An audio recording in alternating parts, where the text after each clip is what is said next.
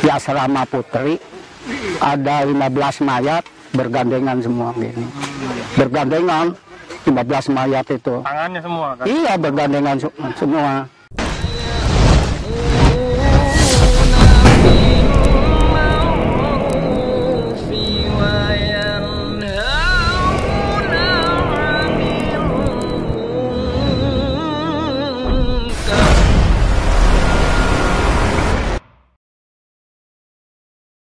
Assalamualaikum, Kang Tol ya?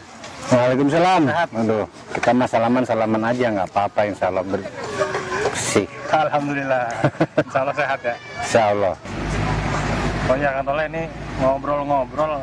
Dulu katanya pernah melaksanakan Idul Kurban, tapi tanpa ada penyembelihan hewan kurban ketika jadi relawan di Aceh. Itu bener nggak, Kang Tol? Tadi gue loading dulu nih, udah lama ini. Waktu itu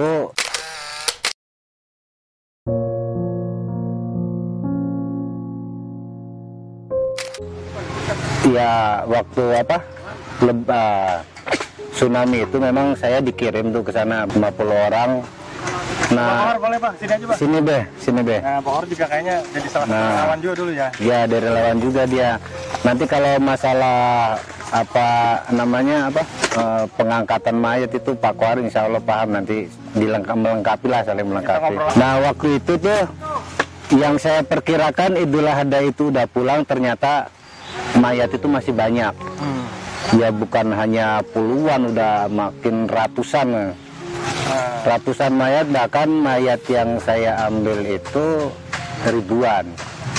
Jadi memang ya namanya lebaran di negeri orang lah, katakan begitu. Dan syarat dengan konflik waktu itu ya lumayan, ngeri-ngeri sedap juga Be ya. Iya, itu pengalaman pertama ya? Pengalaman pertama jadi relawan. Pertama kali ya? Pertama. Iya.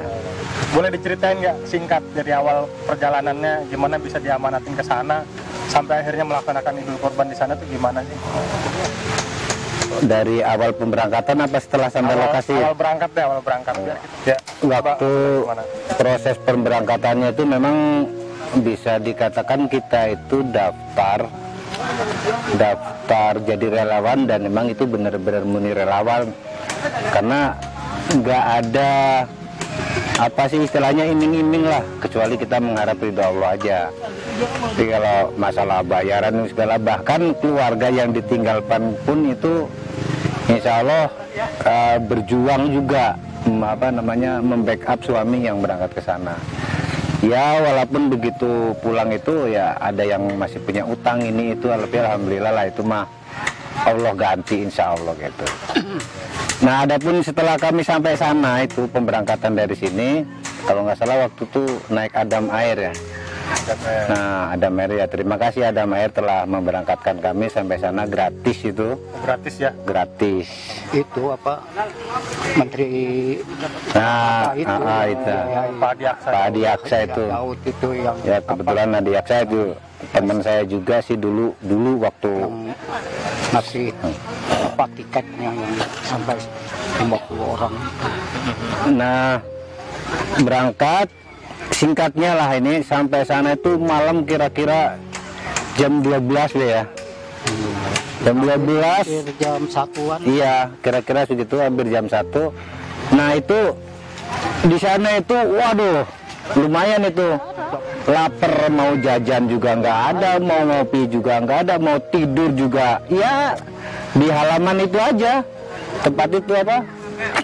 Tempat apa sih kalau di sini, tempat nunggu orang itu apa namanya itu? Kayak semacam haltenya gitu. Bukan halte, tempat orang kalau mau berangkat itulah gitu.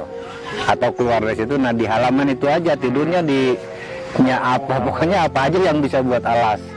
Koran kadang-kadang gitu. Nah, sampai pagi Ke Masjid Baitur Rahman. Kita sholat subuh dulu di bandara itu. Nah, begitu di bandara itu kita itu nggak tahu mau kemana.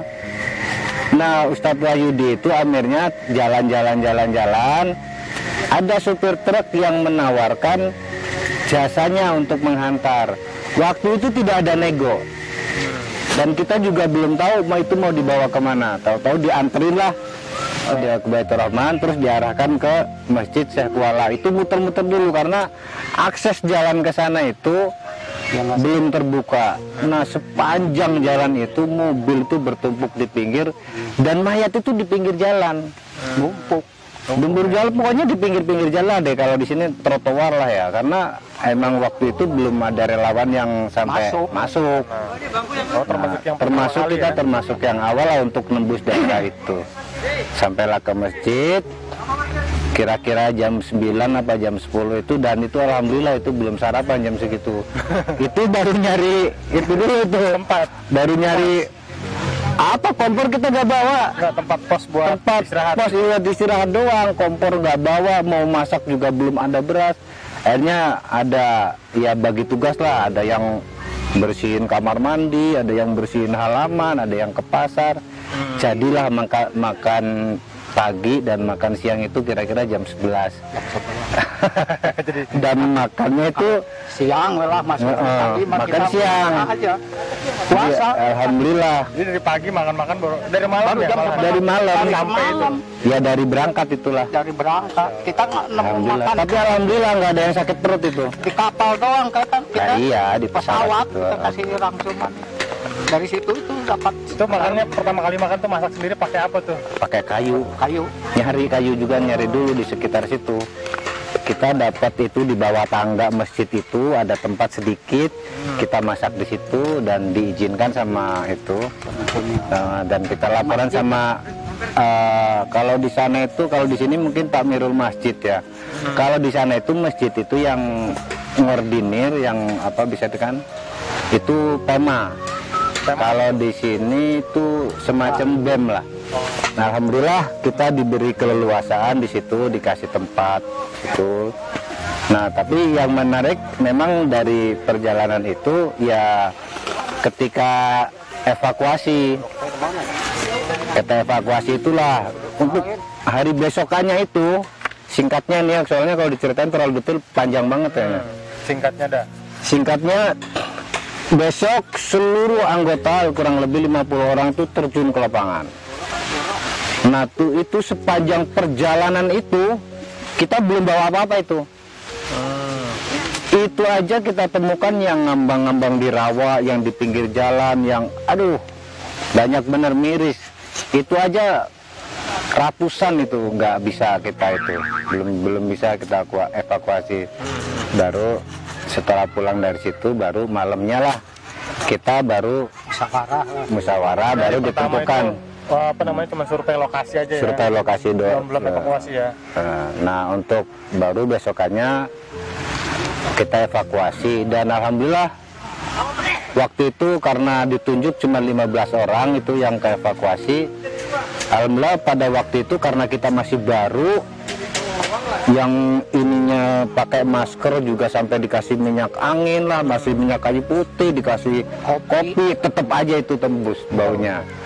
Nah ini saya dulu ya, yang waktu saya evakuasi kan beda-beda nih tempat evakuasi karena beda tim. Oh beda tim. Kalau saya waktu itu ya pertama ya dicongkel-congkel dulu begini, congkel masukin ke pakai kayu karena masih apa namanya, katakanlah jijik, maaf ya ini jijik karena manusiawi lah ya. Manusiawi karena udah hari ke-8 apa 10 setelah tsunami. Nah makanya aromanya udah mencekam itu. Mulai bengkak lah. Bengkak. Nah mungkin kalau masalah apa namanya evakuasi itu Pak Koharnya kayaknya lebih menarik nih kalau nyeritain tentang evakuasi. Boleh. Proses evakuasinya ya, pengalaman saya.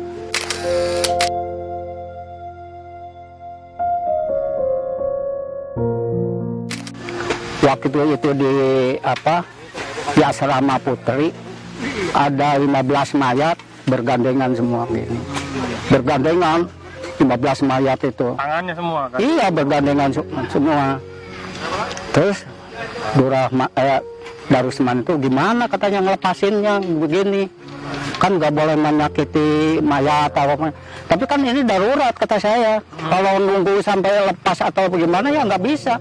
Ya alhamdulillah saya tarikin aja tuh. Paksa kotok gitu lepas semua itu ya kan. Kayak itu sedikit ya. Jadi dari 15 orang putri tadi yang itu di lantai 2 dia adanya. Dia awalnya menurut cerita penduduk masih hidup. Jadi ketika banjir sama orang asrama putri itu diselamatkanlah di atas. Tapi setelah itu orang anak asrama tadi keluarkan kabur. Nah jadi dia itu posisi hidup sampai mati di atas itu, nggak ada yang nolong. Karena memang nggak ada pertolongan Pak Putri. Nah itu setelah masukinnya, awalnya itu kantong plastik itu kan bulat, nggak dibelah. Nggak disarungin gitu, lama banget kata saya. Kalau begini caranya, kita belah aja nih, belah plastiknya dibeberain, udah mayat gotong ke situ. Ada yang ya namanya yang awal mau megang mayat udah bengkak kan, ya akhirnya udahlah, jangan kita jijik-jijik, biarin aja. Bismillah. Serahkan kepada Allah. Masalah ada macam-macam, ada nanti virus gini, enggak. Kita laksanakan, ambil, taruh, buntal, taliin, terus ada yang ngangkut. Terus sampai alhamdulillah tuh pertama saya dapat amanat itu sampai jam 11 ya, udah jam 11 itu kita pulang. Jadi kita operasi itu paling lama 2 jam. Satu tempatnya jauh, jalan kaki, nggak ada, kita ada di antar mobil. Kesininya sih udah lamanya ada bantuan mobil dari Medan. Nah kita ya apa adanya jalan kaki gitu. Jadi banyaknya kita jalan ke tempat lokasi itu jalan kaki. Nah ini jagonya, kalau ngangkat mayat yang sampai jepit di apapun dia yang ngakalin, yang lainnya nggak bisa. Jadi rawa-rawa begini kan, kejepit begini. Nah dia yang itu sampai sesulit apapun dia jagonya. Ngakalinnya. Ya, ngakalinnya. Jadi kita sih sebenarnya udah nggak boleh evakuasi lagi. Itu udah nggak boleh. Cuman kita Bismillah aja. Bagaimana kan tanggung jawabnya, mayat masih belatak begitu dibiarin, nggak gitu. Jadi caranya itu mayat itu awalnya itu ya memang disarungkan gitu tuh plastik itu, tapi akhirnya dapat pengalaman dibelah dari bawah beber yang pangku gitu. Itu katanya cuma taruh di pinggir jalan aja ya? Nah kalau sudah diikat, sudah dibungkus, kita taruh di pinggir-pinggir jalan. Nanti kira jam 4 atau jam 5 itu ada mobil tentara diangkutin.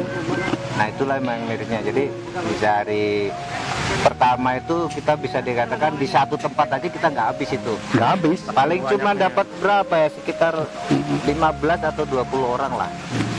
Hari pertama, hari kedua, nah itu mulai kita rada berani lah, kebal lah. Karena kebal. Mulai terbiasa. Tapi kalau saya melihatnya bukan karena kita hebat, tapi saya yakin itu ada keistimewaan yang diberikan oleh Allah. Nah terutama untuk orang-orang yang ikhlas tentunya. Karena kalau orang yang kurang-kurang dikit di situ itu teruji, itu tetap dia nggak bisa nahan bau. Iya. Gitu loh. Ya sampai berjalan dari hari ke hari. Cuman kalau off itu hari Jumat aja lah off itu. Dan ketika off itu kadang-kadang malamnya itu ada gempa. Itu yang bikin itu. Kalau off malamnya ada gempa. Itu herannya di situ. Nah, ketika gempa di dalam masjid itu, kalau mereka berhamburan keluar, alhamdulillah tim ukhuwah nggak ada yang keluar, nggak ada yang lari. Kita di situ hanya cukup menenangkan para ikhwan, bapak-bapak, ibu-ibu, istighfar, ingat Allah, takbir, Allah gitu aja. Dan orang-orang itu pada heran, kenapa kok orang-orang tim ukhuwah nggak ada kejadian begitu, nggak pada kabur, malah tenang sambil dengan ketena. Itulah antara mungkin kejadian rada menurut mereka mungkin aneh lah ini gitu. Termasuk yang aneh ya? Termasuk yang aneh. Orang pada lari, kita malah takut. Sampai berlalu lah, sampai kira-kira itu mungkin seribuan lah mayat yang itu. Kalau misalkan dijejerkan di masjid kita itu mayatnya itu. Yang pakai jilbab itu ketemu di dompetnya itu dia tapi Al-Quran. Ada kartu namanya Hafiz Quran. Iya, ada Al-Quran. Ini maaf. Beliau sendiri soalnya yang ngalamin, jadi dia merasa kayak seorang ngulang itu lagi ya.